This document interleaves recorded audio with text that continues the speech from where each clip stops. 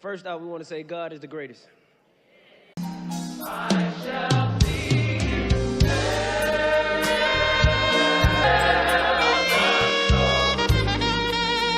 DC, Young Fly finally breaks silence on Rich Homie Quan's death, the shocking truth behind the rumors exposed. After years of speculation, whispers, and unconfirmed rumors surrounding Rich Homie Quan's mysterious death, the silence has finally been broken. DC, Young Fly, a close friend and confidant, has stepped forward to reveal the shocking truth behind the rumors that have haunted Quan's legacy. What really happened behind the scenes? What secrets have been buried for too long? Stay tuned as we uncover it all. Switch to a clip of DC, Young Fly, and Rich Homie Quan laughing and joking during interviews, showing their close friendship. It's no secret that DC, Young Fly, and Rich Homie Quan shared a deep bond. Coming up in Atlanta, these two stars were inseparable, each rising in their respective fields of comedy and music. But their friendship was more than just fame and fortune.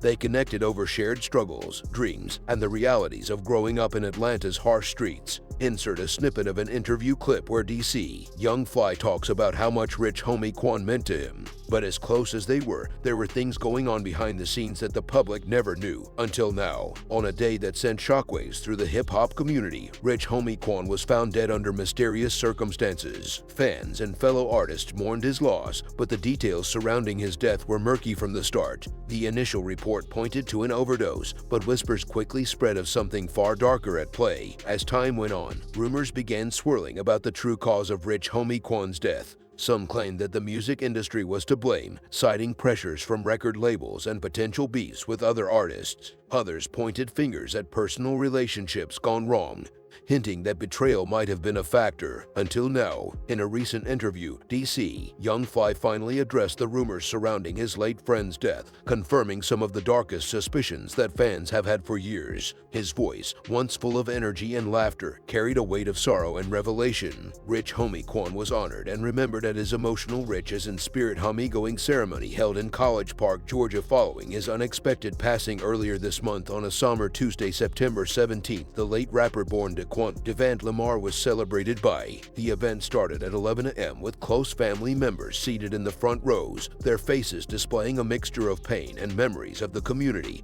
and his family during a moving service at World Changers Church International. The church was filled with grief as well as profound respect for the life and legacy of Rich Homie Quan, a man whose music and captivating presence touched the hearts of many. Among the notable guests was fellow Atlanta rapper Killer Mike, who took the stage to speak candidly about his late friend. In his Killer eulogy, Rich Homie Quan was shown by Mike in amazing detail, not only as a gifted rapper but also as a guy who carried his emotions with tremendous complexity. Our work is influenced by the experiences we have in our lives. Mike started off by addressing the assembly with a sincere and reflective tone. Mike's voice faltered a little as he continued to illustrate the duality of Quan's public persona. Sometimes, the smile he wore concealed a deeply hurting thing, but despite his own struggles, he still gave his all. To me, that smile wasn't just for show, it carried the weight of everything he had gone through. Viewership, killer laughter, love, and joy. Mike's remarks struck a profound chord with the audience as he gently hinted at the struggles that wealthy Homie Quan might have had on the inside, all the while exuding happiness to everyone in his vicinity. Mike sent a healing message to everyone as he wrapped up his touching homage. Addressing the mourning with sympathy,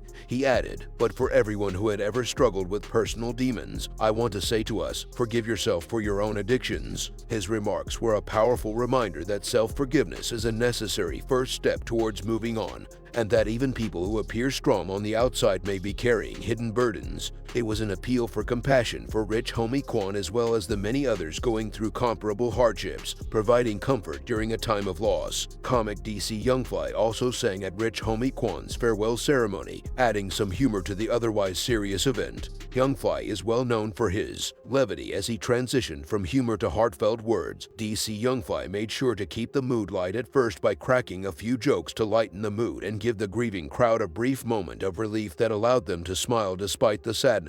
He expressed his gratitude to God and Rich Homie Quan's family for sharing such a remarkable individual with the world. DC Young Fly also shared how his bond with Rich Homie Quan went far beyond just industry connections. The two had been friends since 2003, long before Quan became well known. He felt that Quan was more than simply a friend, rather, he was true family, and this struck a profound chord when he spoke to the late rapper's parents. His remarks revealed how much he loved and respected the man who had not only influenced Atlanta's music industry but also the lives of those closest to him. "You have bestowed upon us a legend and an icon." Looking straight at Quan's parents, who were sitting quietly taking in his words, Young Fly said, "Look, we want to let you know that we're going to continue on his legacy." He then acknowledged the transient nature of life, saying, "We're all on borrowed time," emphasizing how despite Quan's relatively short life, his accomplishments were monumental. Voice analysis that is believable even though it was short. It had a great impact. The Atlanta City Council made an official proclamation in honor of Rich Homie Quan's legacy